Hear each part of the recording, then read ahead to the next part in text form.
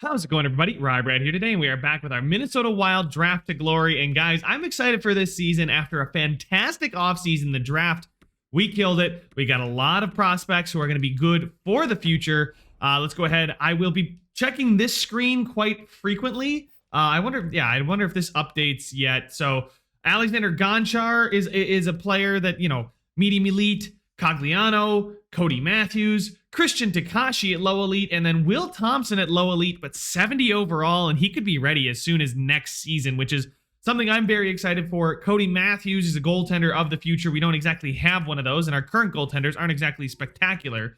But we did get a lot of good growth this season from players we needed to have grow, which makes me more confident that this season is not a throwaway season. I'm not intending on trading away our first this season at some point, but I do believe that we can contend for the playoffs and then, win a series, maybe, depending on how things simulate. But having these guys right here, these five guys, it's almost an entire lineup. And then we've got guys like Luomala here, who's a 70 at 18. I mean, even Ryan O'Rourke might be ready by next season. So, guys, I think we're just starting to turn the corner. And because we've been kind of on the decline for a few years here as far as what I perceive as our team talent. I think we're about to rebound pretty darn soon. You guys can see here in the NHL, Nykulin is going to be a rookie for us. This is his first season after in Russia having okay seasons. I mean, I don't think anybody ever puts up fantastic numbers in Russia in the sim here, but Craig Takashi still here at 20 at 87. He's fantastic. We still have Kirill Kaprizov at 89, and then Maxim Nykulin, like I said. These three guys are in the NHL right now. They're reason to be excited. A first, a second, and, I'll call him a third liner. It says he's a fourth liner, but I'm going to put him on the third line. So somebody on each line to keep an eye out for. And then Greenway with the fantastic statistical growth and morale growth, meaning, what has he got 99 in? He's got a 99 in his body checking. You love to see that. Strength 97. He is a strong man, that Jordan Greenway. Very good endurance as well. And you can see here his defensive category backs it up with 95 stick checking, 89 defensive awareness. His shot is quite good. His offensive awareness is good. I'd like to see poise and discipline a little bit better. But puck skills up there in the 90s as well. He is our best player after the statistical growth. Fiala's still here. We signed him to an extension. Why am I looking at it in the progress reports view? We'll go to edit lines and we'll show you guys what I'm thinking for this season. So Greenway, Johansson, Kaprizov, Zuccarello, Takashi, and Fiala. Rossi, Nykulin, and Hartman. I like the fact that Rossi grew quite a bit too, up to an 82. 31 points last season in his rookie year. It wasn't exactly phenomenal. He shot 3.3%, which we'd hope to see increase now that he's got an 82 wrist shot accuracy. That's the number I always look for the amount of goals a player is capable of scoring. It's tied into his shooting accuracy stat. So 82 wrist shot accuracy should be enough for probably 10 goals this season, I'd say. I wouldn't mind that, though, especially because his passing is at 90 and his offensive awareness is at 88, so he's quite the playmaker. Hartman and Nykulin on his line. It's going to hopefully be a good, solid defensive line. And the fourth line, Parise, he's never going to retire, is he? Defensively is the one spot that I am worried about, but Kalen Addison is going to come in as a 23-year-old rookie after 2 years in the AHL, as far as the sim is concerned for us.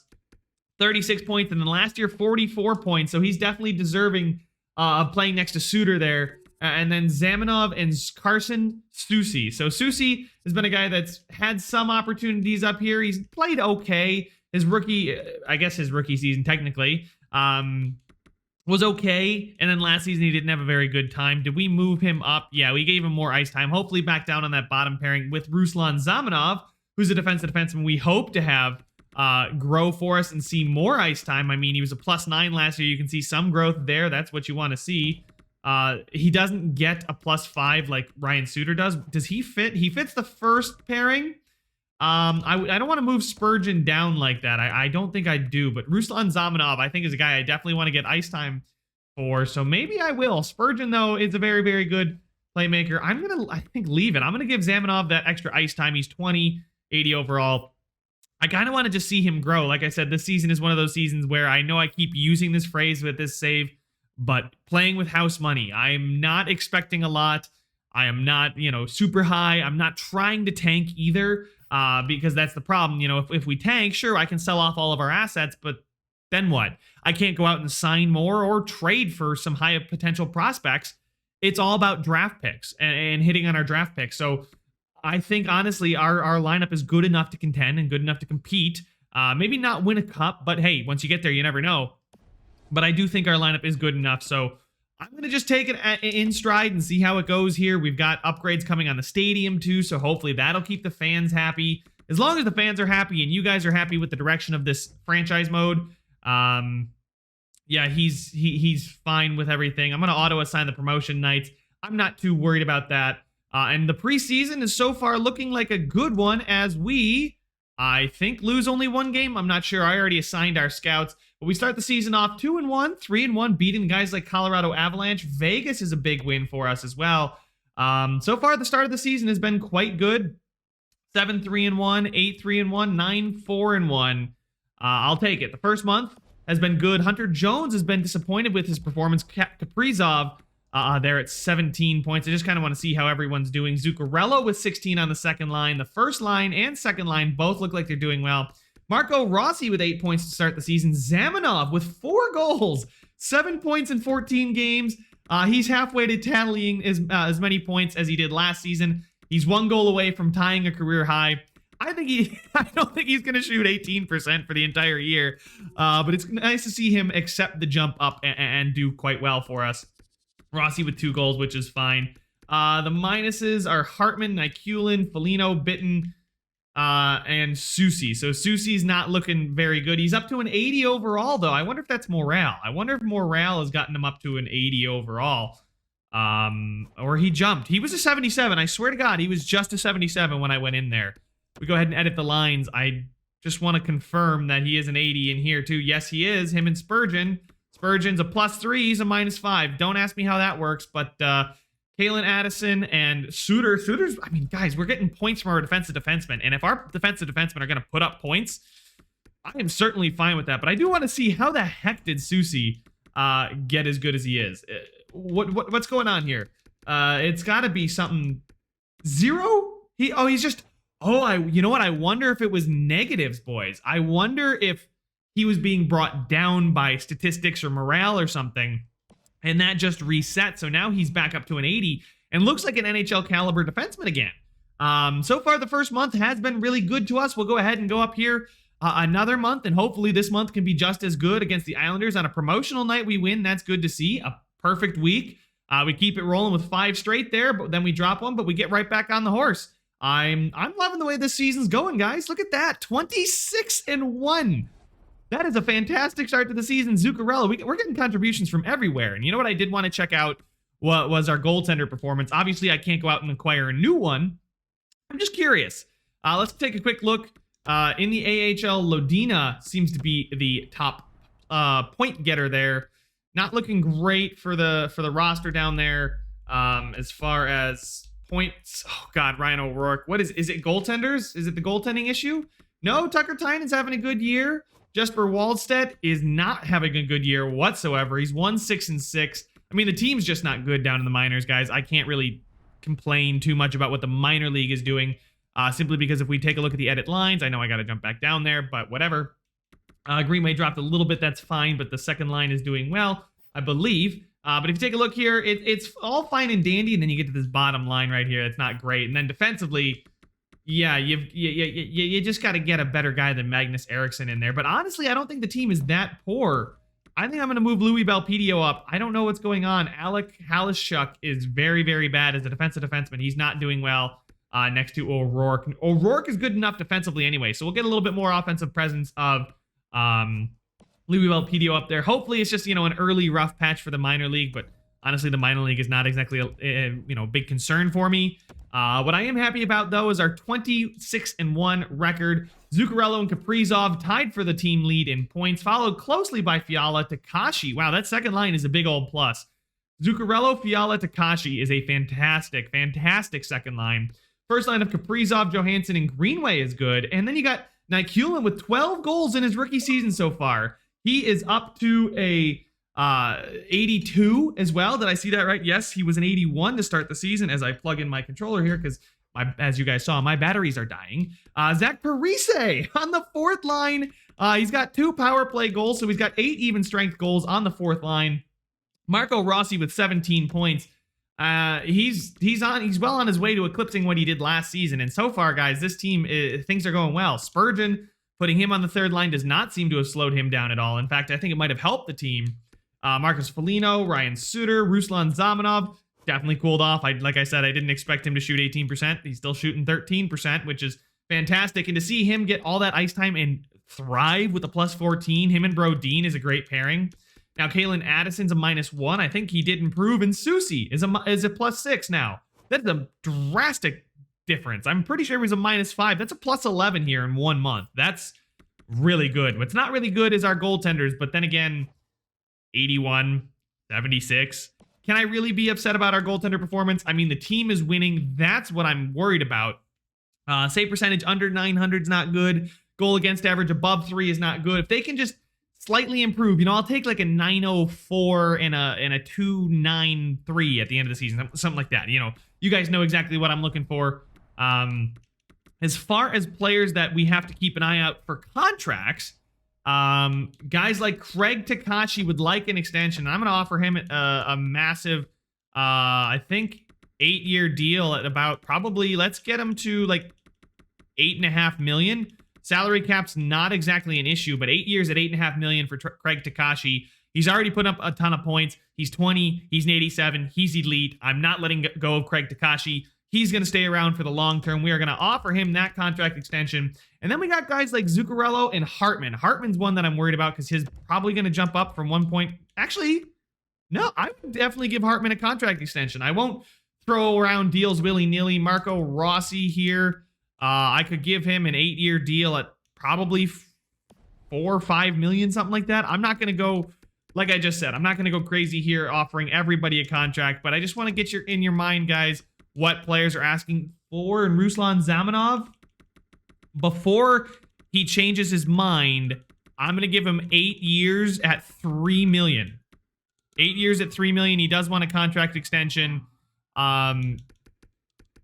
If I can get Zamanov, I think he might grow too very nicely. I mean, I know he's only 80, but he's medium top 4, right? $3 million for a guy who might be an 84. If he maxes out an 84, you're usually paying $5 million for those guys. So I'm going to do 8 years at $3 million. Yeah, I am. But the rest of the guys here, you can see we have a lot of wiggle room when it comes to who comes back and who doesn't. If we look in goal, Jones and Baribeau are both sticking around. So are Tynan and Wallstead. It's nice to see Matthews. I think he's grown 2 points. I think I'm mistaken. I don't think he has grown at all.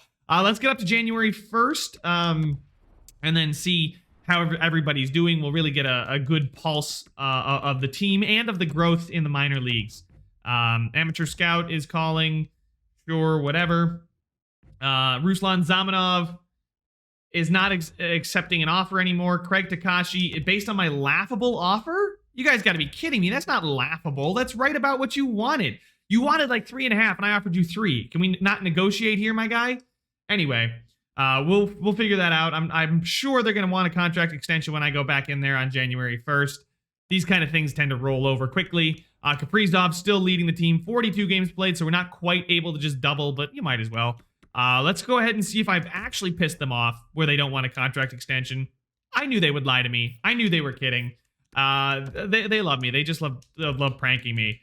But 8, yeah, see, he wants more. This is why I kind of wanted to get him on a good deal. Same thing with Zamanov. There he is.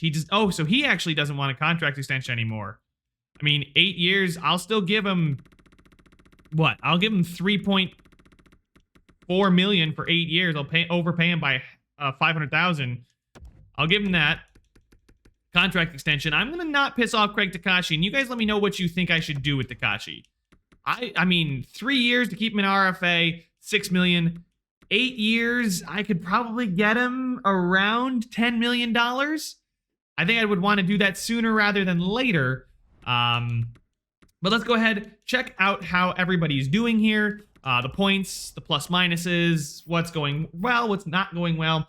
And Kaprizov and Johansson are tag teaming to lead the team in points, followed closely by Kevin Fiala on that second line. Great to see him leading that second line. Same thing with Zuccarello and Greenway. The Fiala, Zuccarello, and Takashi line. It's really the top 4 or the top 6, Jesus, is putting in point per game performance. So it's really spread out there. And then the third line, I mean, Maxim Nikulin with 20 goals. He's leading the team in goals in his rookie season. He's a goal-scoring two-way forward, and I'm not going to complain about it at all. Zach Parise with 25 points on the fourth line is something I didn't think I'd get. He's even, so take it for what you will, but Marco Rossi with 24, Hartman with 19 on that third line, so the Nikulin, Rossi, Hartman line is doing its job, getting points and not getting shelled. And then the fourth line, Bitten's just kind of there, with Foligno, who's got 16, and Zach Parise with 25 points.